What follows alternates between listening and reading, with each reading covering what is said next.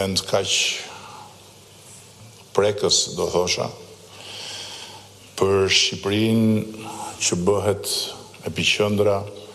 e një aktiviteti me prestigj botror në fushën e sundimit ligjit. Një botë e qeverisur nga ligji, jo nga forca, është motoja që ka udhëhequr që nga viti i lindjes së saj në 1963 shoqatën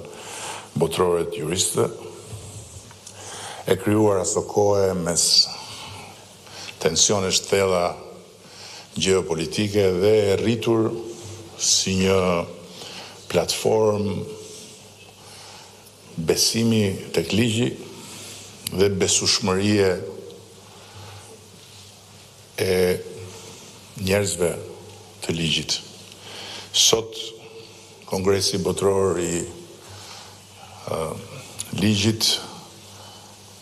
është një institucion i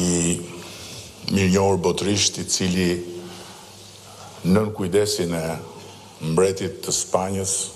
Felipe II, dhe me punën e palodhur të shoqatës, çon në përbot mesazhin e pikërisht atij motivi që e lindi shoqatën, mesazhin e një bote të qeverisur nga ligji, jo nga forca. Dhe nuk besoj se do kishte këtu në të sallë apo jashtë kësaj salle një shqiptar të vetëm që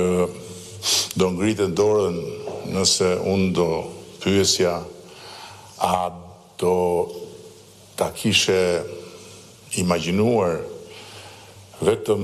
disa vite më parë që Kongresi Botëror i Ligjit do të bëjë në Tiranë në vitin 2027. Natyrisht që askush nuk do ta kishte imagjinuar që Tirana, Shqipëria, do të përzgjidhej nga kjo platformë prestigjioze si një vend mikpritës i këtij kongresi, jo për pozicionin e saj gjeografik, jo për klimën apo për mikpritjen e saj, po për çka Shqipëria ka bërë në dekadën e fundit në raport me një sfidë historike dhe të pamundur për shumë dekada për popullin shqiptar, për të ndërtuar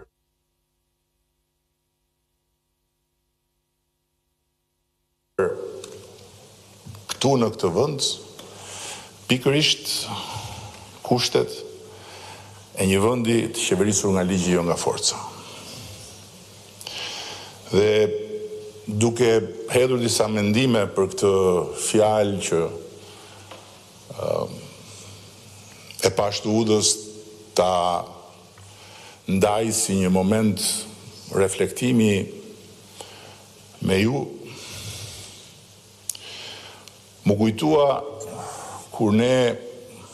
bëm një anketim publik për vettingun në kohën kur konceptonim dhe çonim përpara reformën drejtësi. Dhe dihet botërisht që vettingu ishte një pikë kyçe, tek e cila ishim ne që besuam të parët, dhe pastaj bëm të gjitha përpjekjet që ata të cilët sot e përshëndesin vettingun si një moment kthese në historinë e drejtësisë shqiptare, ta besonin siç e besonim ne. Dhe këtu e kam fjalën për të gjithë partnerët tanë të çmuar në këtë rrugë ku mbështetja e tyre ka qenë pa asnjë diskutim